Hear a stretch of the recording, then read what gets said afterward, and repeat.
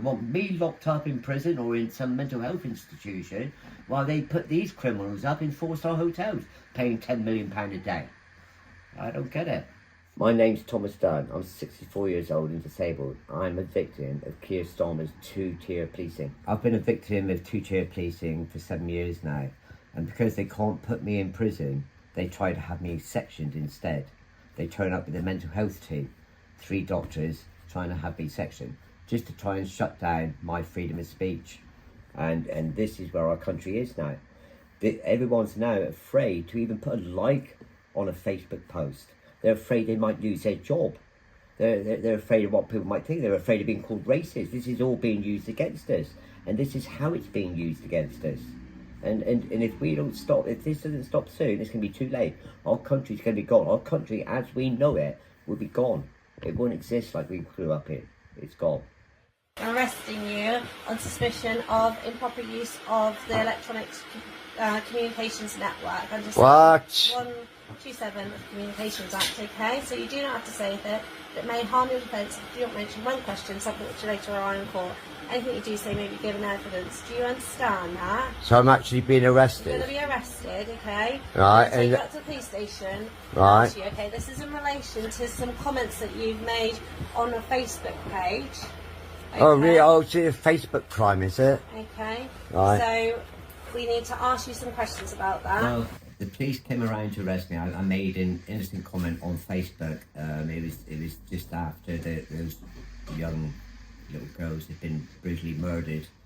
I just made a comment, which was totally legal. I mean, it didn't even offend Facebook standards, and they didn't take it down. But the police came around to arrest me for it. I mean, the rest is history. Yeah, they came around, arrested me, locked me up, went worldwide on it. But yeah, totally legal. They're just frustrated. They've been looking for a reason to arrest me. They thought this was the reason for an innocent comment on Facebook.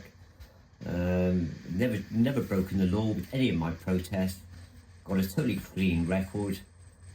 No criminal record whatsoever. The police are pissed off with me.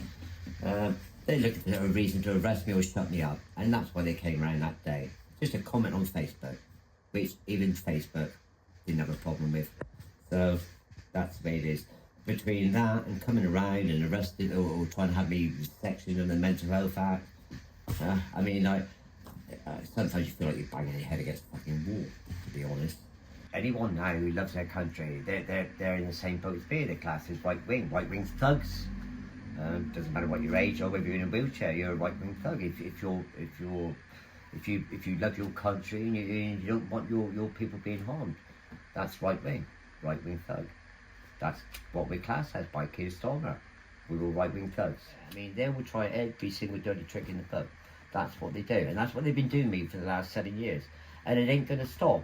I'm waiting to see what happens now, because they're going to be watching me even more now. They're going to be even more angry now that I've exposed them for what they are, and so I'm expecting any time for them to come up with another trumped-up offence and for another reason to have me confined and shut down, put in prison or sectioned, whatever they decide to come up with this time. I think the interesting thing with the sectioning is you've not had a history of severe mental health. You don't take mental health medication, but they still tried to have you sectioned. That's right, yeah. I did suffer with depression back along, but who doesn't? I mean, I think everyone's depressed about the way the country's going at the moment. Depression's a normal thing. I mean, I'm over that. But, I mean, still I get this same harassment from the police, you know, and it's going to be ongoing, and it's never going to stop, because I'm never going to stop. I'm never going to stop saying what I feel I need to say. I never break the law. I never had a criminal record, never been in prison, apart from that time they took me in the cell for a few hours and denied me everything. Trying to wrap my knuckles, and that's what they do all the time. They try and frighten me. They try and frighten all of us. That's what they do. They try and frighten all of us, so we're too afraid to do anything now. Well, with me, it's not going to work. So, and there's a lot of people. I mean, a lot of people feel the same way as I do, but just too afraid because they might lose their job to do anything. So, I mean, and that's what Keir Starmer wants. This is a Keir Starmer two-tier thing. This is exactly what he wants. Is for people to be too afraid too afraid to do anything, too afraid to say anything even, too afraid even to put a like on a Facebook comment. And this is the world now that we live in. And it is not going to get any better. It's only going to get worse under Starmer. I'll guarantee you. I mean, I've always been angry about the Islamic terrorist attacks on our country. But after they were actually targeted our children after the Manchester bombings, which broke my heart. I felt that I had to do something to expose the difference in our cultures, but I had to keep it legal. So the only way I could think about doing that was to cover my face with a burqa, dress as they do, which is very intimidating, and go out and wear it to airports, banks.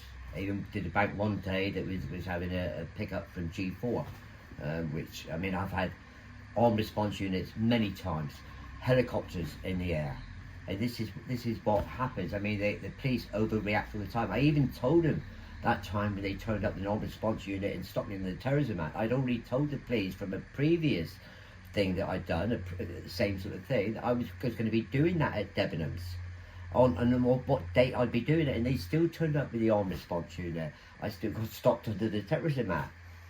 Helicopters and armed response units are just part of my life these days.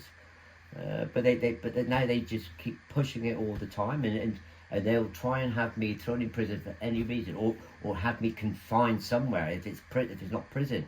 Even to the degree, one day they came round with a mental health team to try and have me sectioned, and that was only to try and stop my freedom of speech. But obviously it didn't succeed. I mean, the mental health team saw through their game. They could see that I wasn't mad, and actually one of the doctors from the mental team shook my hand and basically said, "Well done, keep it up." Everything I've done has always been totally legal. I've frustrated them by that. They've been frustrated because everything I've done is totally legal. They can't arrest me for it. There's been occasions where I wish they would arrest me, so I'd have my day in court. So for this so-called offence of wearing women's clothes, if you want to call it that. So, but they obviously they couldn't arrest me. They wouldn't arrest me. And so eventually they tried other tactics, which included trying to have me sectioned. I get called so many names: racist, Islamophobic, and there's so many phobias that, well, I'm basically turned into a phobophobic. I've got a fear of phobias now. Yeah. And that's just the way it is. I mean, let's get real. I mean, there's too much woke out there for a start. I mean, I would play their own silly games with them when it comes to wokeism. The police have asked me what I identify as sometimes, and when I meant to put a complaint into the police about my arrest and the way I was treated. I mean, I had a call back from the complaints department, from the police, and at one stage, towards the end of the tape, she asked me whether I identify as male, and I said yes, and I said, well, hang on, because she was just about to say something. I said, hang on a minute, then that depends. If I'm being arrested for wearing a burqa, then I identify as a Muslim lesbian. And she said to me, well, what do you identify right now? I said, at the moment, I identify as somebody who's pissed off with the old bill. Which she started laughing, but I mean, it's not really funny, you know, because I can identify as what I want. If I want to identify as a roadkill hedgehog, then obviously with these woke things, I mean, I'm allowed to do that. So I will use their wokeism against them. So that's basically what I do. And if they think they're going to shut me up, they won't. All they've achieved out of this is made them look stupid around the world. It's been on so many news stations worldwide, and they've made themselves look stupid, and they've given me a bigger platform to work with. So it totally backfired on them. They've shot themselves in the foot on this one. People say that not all Muslim people are terrorists, and of course they're not. We all know that not all Muslim people are terrorists. But having said that, it would appear that the majority of terrorists are Muslim. So, I mean, it depends which way you look at it. I mean, we've had terrorism for many years in this country, decades, certainly through my childhood now with the IRA. But even with the IRA, I mean, that was sort of homegrown terrorism, but now we're importing it. And we were expected to live with that. And after the Manchester bombings, a year later, on the anniversary, our government's playing "Don't Look Back in Anger." Don't look back I mean, what the fuck is that meant to mean? Don't look back in anger. Of course you're angry. They've murdered our children. Why wouldn't you be angry? Don't look back in anger. I don't get it. as long as Starmer's in power, downhill rapidly. He's only been in there a couple of months now, but he's already done. I mean, there should be a vote of no confidence in Starmer and his Nazi army. But yeah, definitely, if he stays in power, it's going downhill and downhill. I mean, there'll be no freedom of speech whatsoever. You won't be able to say anything at all without being arrested. You won't be able to mention Muslim. Certainly won't be able to mention Muslim immigration. I mean, that's going to be gone. It's barely legal now to mention immigration. People don't like talking about it, not the government people anyway. They want to just brush that all under the carpet like it's not happening. And people, and why put these people up? These people are criminals. They've entered the country illegally, which makes them a criminal. They're trying to lock me up for loving my country. And yet they put these guys up in 4-star hotels for being criminals, which is what they are, for coming into this country illegally. I don't get it. Two-tier again, obviously. They want me locked up in prison or in some mental health institution while they put these criminals up in 4-star hotels, paying £10 million a day. I don't get it. So yeah, that's where our country's going. Yeah, I mean the bills are going to go up. Our country cannot put up with this sort of immigration. That's why we have trouble seeing our doctors. That's why we operations. There's years and years waiting list for them. Our system it just isn't set up for this sort of invasion, whatever you want to call it. I've seen online some people would call you Islamophobic with what you've done. What would you say to people who call you Islamophobic? Islamophobic. There's a word. I mean, nobody really knows what that means, do they? I mean, the government's having to redefine it now. They're having to make up a new meaning for Islamophobic. Islamophobic. Well, Islamophobic, I guess, any phobia is an irrational fear of something.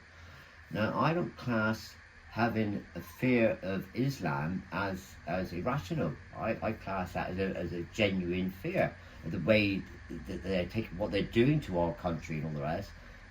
That's not a phobia, that's a genuine fear. That's not an irrational phobia, that's a genuine fear. And so they can call me Islamophobic if they want. They can make up any silly names that they always make up names these days. So they can call me Islamophobic or whatever they want to call me. But I know what's going on in the world. A lot of people now are starting to open their eyes. They can see more what's going on now.